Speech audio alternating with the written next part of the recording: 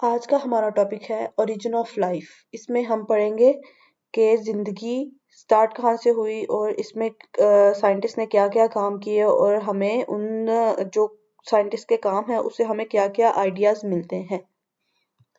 So what is life? Life को define करने के लिए कोई हमारे पास क्लियर डेफिनेशन नहीं है जिसको हम एक लाइन में या दो लाइनों में समराइज करें और कहें कि जी ये जिंदगी है।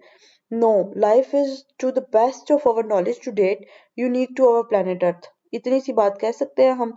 यस, और पर डेफिनेशन नहीं है, पर जिंदगी की कुछ फॉर्म्स हैं, वो अपने आप को अपने तौर पे जो है वो स्टेबल करने के लिए, अपने आप को सपोर्ट करने के लिए, अपनी एग्जिस्टेंस को बनाए रखने के लिए वो अपने आप को डिफरेंट डिफरेंट सिचुएशंस में से निकालते रहते हैं, रिप्रोड्यूस करते रहते हैं। तो इसलिए इन सारे मामलात को देखने के लिए हमने एक ज़िंदगी के लिए एक अलग से फील्ड बना दी जिसको कहते हैं bio. The field of science that deals with life is called as biology. अब बायो में हम क्या क्या पढ़ते हैं? लाइफ पढ़ते हैं, द कंपोनेंट्स ऑफ लाइफ पढ़ेंगे, हम स्पीशीज पढ़ेंगे और वेरिएशंस जो कि किसी भी स्पीशी में आ रही हैं वो पढ़ेंगे। कि कोई जैसे स्पीशी है वो दुनिया के पाकिस्तान में रह रही है और एक स्पीशी वही स्पीशी है वो रह रही है अमेरिका में। तो हम देखेंगे इन दोनों में डिफरेंस क्या है, क्यों डिफरेंस है और किन वजह से डिफरेंस है। ये सारी चीजें हम बायो में पढ़ते हैं।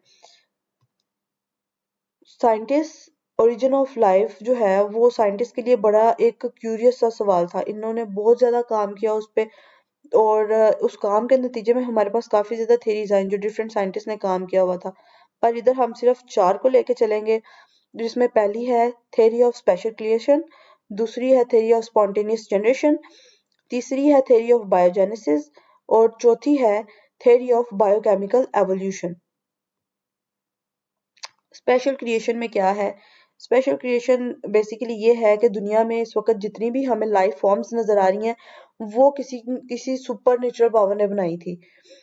तो आइडिया जो है ये पुराने रिलीजियस स्क्रिप्चर्स में भी मिलता है और कुछ जो मजहब हैं वो भी इसके बारे में कहते हैं। जैसे मुस्लिम्स ये कहते हैं कि जो जिंदगी की जितनी भी फॉर्म्स हैं वो अल्लाह पाक ने बनाई हैं, जैसी हैं वैसी बनाई हैं।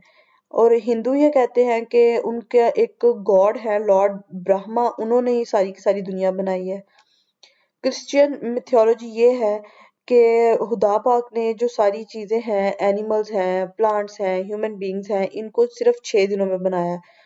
सिख ये कहते हैं कि खुदा ने इंसानों समेत जिंदगी की जितनी भी फॉर्म्स हैं उसको एक लफ्ज से बनाया। दूसरी थ्योरी हमारे पास है थ्योरी ऑफ स्पॉन्टेनियस जनरेशन। अब ये स्पॉन्टेनियस जनरेशन की जो थ्योरी है ये 350 बिफोर क्रिश्चियनिटी अरिस्टोटल ने हमें ये दी थी और उसने अपनी बुक में ये लिखी थी on the generation of animals में। और इसका मतलब ये था कि जो लिविंग थिंग्स हैं ये नॉन लिविंग पार्टिकल से, नॉन लिविंग मैटर से बनती हैं। और इसमें उसने वो डायग्राम में भी ये बताया हुआ है कि डस्ट पार्टिकल है और उससे फ्ली बन रही है।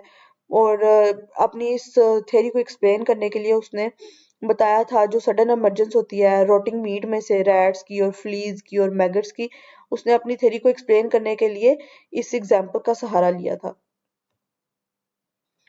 तीसरी थ्योरी हमारे पास है थ्योरी ऑफ बायोजेनेसिस। ये कहती है कि लिविंग थिंग्स जो है दूसरी लिविंग थिंग्स से बनती हैं और इसका कॉन्सेप्ट उन्होंने लिया था लुइस पास्चर के काम से।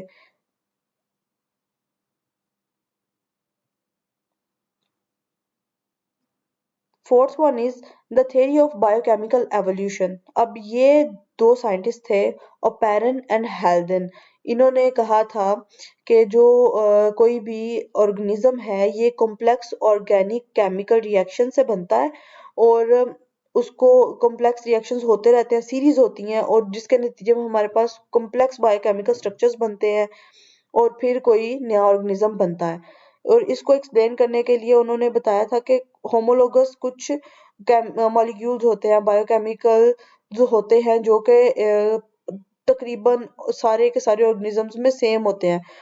और उसमें उन्होंने एक स्पेसिफिक प्रोटीन है साइटोक्रोम सी और ये कहते हैं कि जी ये सारे के सारे दुनिया में जितने भी ऑर्गेनिजम्स हैं उनमें पाई जाती है, मोस्टली में पाई जाती है। और इसका काम है सेलुलर रेस्पिरेशन।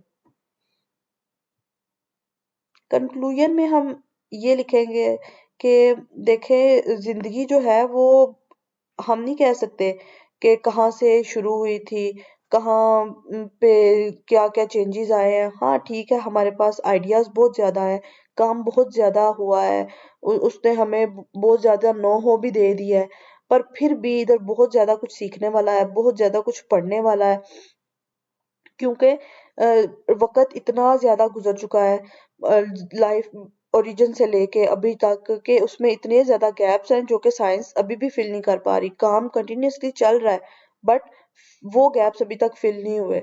तो इसलिए इनमें से कोई भी ऐसी थ्योरी नहीं है जिसको हम स्पेसिफिक कहें कि ये हमारे पास थ्योरी है और ये जो है जिंदगी को पूरे तरीके से एक्सप्लेन कर देती है कि लाइफ कहाँ से ओरिजिनेट हुई है और उसमें क्या क्या चेंजेस वगैरह आ रहे हैं।